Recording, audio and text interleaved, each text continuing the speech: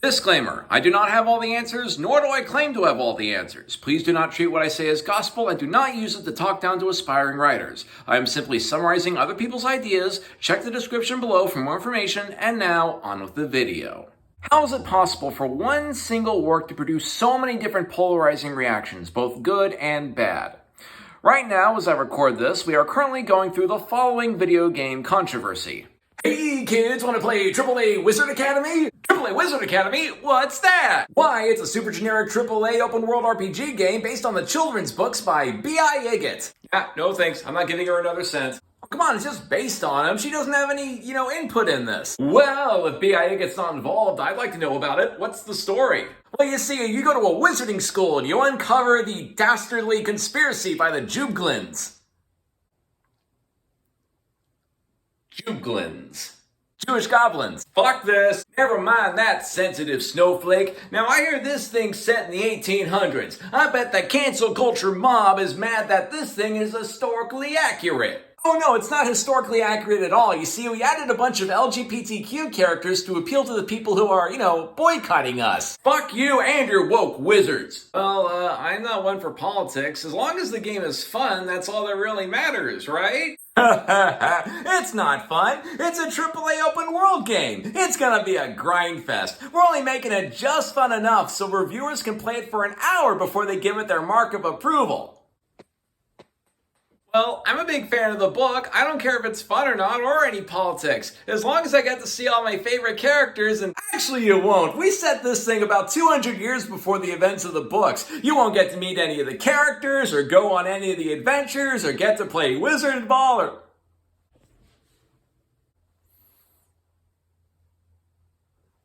Who did I make this game for? Hey, I'm the apathetic mainstream. Oh, hey, I'll just buy any goddamn game that comes out on the shelf. Here's my money. Hey, thanks! Now I can make more of these! So how can a single work, let alone any work, get such a polarizing reaction and still have its fans? Well, this has been a hot topic lately, so I'm going to discuss critical and cultural theories in a nutshell. Now, if you know anything about cultural critical theory, you know that it is a very complicated subject, usually saved for the final semester of college and not taught in kindergarten classes like your racist uncle wants to believe. But, unlike your racist uncle, I happen to have several books on the subject matter, and I think I can distill it into something that will probably fit in this little video. All the critical theories basically boil down to this: the name of the theory and how different blank creates, consumes, and interprets cultural works. Everything from stories, to music, to movies, to video games, and so on and so forth. The basic gist is that different demographics will, of course, create, consume, and interpret different works than other demographics. So let's run the gambit of the major cultural critical theories. Our first example, and a self-demonstrating example, is Marxist theory, or as I like to call it, social theory, because if you're a part of a class that thinks all Marxism is Russian authoritarianism and not German philosophy about social classes, that'll change the way you interpret this video. And again, it is how different social classes create, consume, and interpret cultural works. To see Marxist/social theory in action, compare the distribution, creation, and audience of a summer blockbuster movie to a small independent production for YouTube, or a AAA video game that's going to get on every shelf in every video game store versus a tiny independent production that will only be in the online stores. In fact, we could use Marxist/social theory to explain this phenomenon. Man, that thing I used to like sucked ever since it became popular. Back in the day, they were making ends meet and wishing they could live their dream of being successful, but now they are successful and they're happy and they got all this money to pay for rent and food and utilities, and they got a wider audience so they can make more people happy. I liked it better when they were as alone and miserable as me. Wait a minute. Moving on, we got Feminist Theory, how different genders create, consume, and interpret cultural works. This, of course, also covers how throughout history in different countries and different cultures, we've interpreted masculinity, femininity, and all the spaces in between differently. For example, this is how masculinity used to look back in the 1600s. Why, hello! Do you like my macaroni? Or compare that to other people's definitions of what masculinity should look like. So I tell the bitch at Hooters, just give me a raw steak. I'll just wash it down with a six-pack. And she asked me, you mean a six-pack of beer or a six-pack of abs? And I'm like, yeah, we're gonna fuck later. So we did fuck later. My wife was pretty pissed about it. Historically, feminist theory has also asked the question, how do men and women create different cultural works differently from each other? But I prefer the more modern interpretation of masculine and feminine because it also allows room for feminine men, masculine women, and all the spaces in between. Plus, at the end of the day, regardless of gender, sex, whatever, we tend to create cultural works more the same than we do differently. So regardless of how different genders create things, we still have the cultural divide between how different genders distribute and interpret things. And one classic example of this is the razor blade. Now, these are both technically the same thing. They are both razors on a stick for the express purpose of removing hair. The big difference, of course, is that this one uses masculine design tropes and this one uses feminine design tropes. They did this to market to two different demographics, the masculine razor and the feminine razor. And if you're wondering why I have a feminine razor, it's because these were on sale and they do the same thing as this one. Next, this has been getting a lot of press, critical race theory. How different races create, consume, and interpret different cultural... Wait just a minute there. That ain't what critical race theory is. Now, you may have all your highfalutin theory books, but I read this news article on patrioteagle.ru that says that critical race theory was designed to make white Christian cisgender males ashamed of themselves. Speaking as a white Christian cisgender male, you are an idiot. Please donate your brain to science. You are clearly not using it. Critical race theory is a sensitive subject in the United States because our racial divide is very closely connected to our social and political divide. As a result, we have two wildly different racial stereotypes. We have white culture, which is stereotyped by stuffiness, individualism, conservatism, and book smarts over common sense, and black culture, which is stereotyped by bluntness, communalism, liberalism, and common sense over book smarts. But again, keyword stereotypes. Not all of one race acts one way, neither does the other. I'm white, and do you see me acting like this?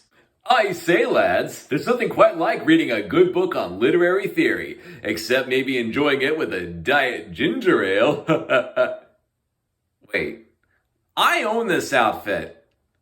Ah, shit. But much like the masculine razors versus feminine razors, who it's being made by and who it's being made for will affect the tropes that go into a work. To use a lighthearted illustration, let's compare a Hallmark romance comedy with a Tyler Perry romance comedy. Now, which one of these am I describing? The plot involves a single Christian working woman in a relationship with the wrong man who's helped by her quirky friends and family to find inner strength. I just described both these movies. But now, if I were to ask you which one of these will feature a comical horse riding accident over wine coolers, or which one's going to feature a sassy back-talking grandma played by a middle-aged man, I don't have to tell you. But as I said before, we are more alike than we are different, and as racial divides close, the tropes become less about race and more about class or politics or other things besides that. A classic example is the evolution of jazz, rock, and rap. At one point in history, they were considered black music, but now they are being enjoyed by stuffy white guys. Well, what can I say? Good music is good music, be it Louis Armstrong, Little Richard, or Tech Nine. Worldwide shoppers! Now, critical race theory does not address the differences between European Anglo-Saxon culture versus African culture, and it doesn't even address the Asian cultures. For that, we turn to postcolonial theory, how different national cultures create, consume, and interpret cultural works. In the days of European colonialism, countries outside of Europe were measured against a hegemony, a cultural gold standard, if you will. If their culture did not meet that gold standard, then they were considered barbaric. However, as time went on, we began to realize, thanks to the theories like New Historicism, that other countries and other cultures have their own standards. To see this in action, let's look at how different cultural regions use story structures. Here in the United States, we have a straightforward three-act plot, usually focused on a character arc, while European story structures tend to focus more on restoring a status quo. Meanwhile, traditional African narratives follow more of a spiral structure, asking questions and then letting the audience fill in the blanks as more and more answers are given to them. Elsewhere still, traditional Asian narratives tend to build large stories out of smaller stories, to the point where, cross-culturally, many Asian cultures refer to their larger narratives as records. Or to use a more relatable example, let's look at the world of anime. Although anime was created by and for a Japanese audience, it is regularly enjoyed worldwide. However, those that do not understand Japanese culture will get a different interpretation than someone who is natively Japanese. But at the end of the day, we are still more alike than we are different, regardless of where we are on the globe. In fact, as the world becomes increasingly globalized and connected, we'll begin seeing more international creators creating for an international audience. And it won't be measured by some strict, rigid cultural gold standard, but rather the rigorous and flexible theories that I've been talking about in these videos. So unfortunately, we just hit the 10-minute mark, so we're going to have to wrap things up. In this video, we have discussed the different cultural critical theories, which is how different demographics create, consume, and interpret cultural works. However, to answer the question we posed at the beginning of this video, we need to study the other half of the equation, psychographics, how different personality types and people who hold different values create, consume, and interpret cultural works. We'll save that for the next video, but in the meantime, if you have any questions, post them in the comments below. I'll answer them as soon as I possibly can. In the meantime, I'll see you later, and good luck in your writing endeavors.